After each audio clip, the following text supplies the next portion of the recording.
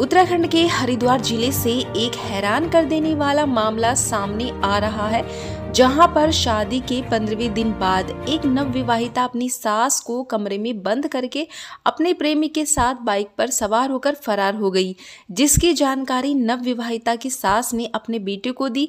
इस घटना के बाद से पूरे क्षेत्र में तरह तरह की बातें बनने लगी है। प्रदेश में इस तरह का यह कोई पहला मामला नहीं है, बल्कि इससे पहले भी कई सारी युवतियां इस तरह के अनुचित कदम उठा चुकी है, जिसका मुख्य कारण उनके परिजन है, जो उनके साथ जोर जबरदस्ती करके उन्हें शादी के बंधन में बांध देते हैं, जिसका खामियाजा नवविवाहिता के परिजन तो भुगतते ही हैं, लेकिन युवती की इस हरकत पर उनके ससुराल वालों को भी शर्मिंदा होना पड़ता है।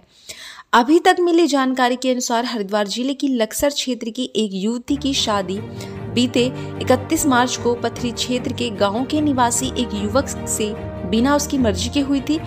दरअसल युवती अपने गांव के एक युवक से प्रेम करती थी और दोनों एक दूसरे के साथ शादी करना चाहते थे।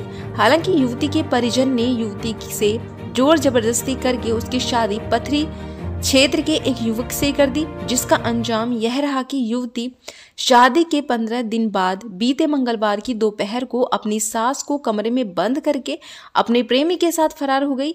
तभी काफी देर बाद आसपास के लोगों ने नवविवाहिता की सास को कमरे से बाहर निकाला और इसके बाद युवती की सास ने इस घटना की जानकारी अपने बेटे को दी।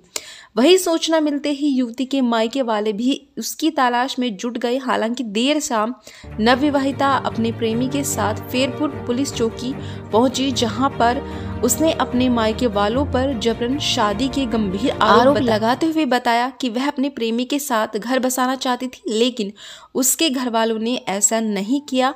पुलिस ने नवविवाहिता को सोच समझकर कदम उठाने के लिए समझाया। वहीं मायके वाले भी उसे समझाने में जुटे हैं, लेकिन नवविवाहिता किसी की बात सुनने को तैयार नहीं है और अपने प्रेमी के साथ रहने की जिद पर अड़ी हुई है। इस घटना के बाद से पूरे क्षेत्र में हड़कंप मचा हुआ है।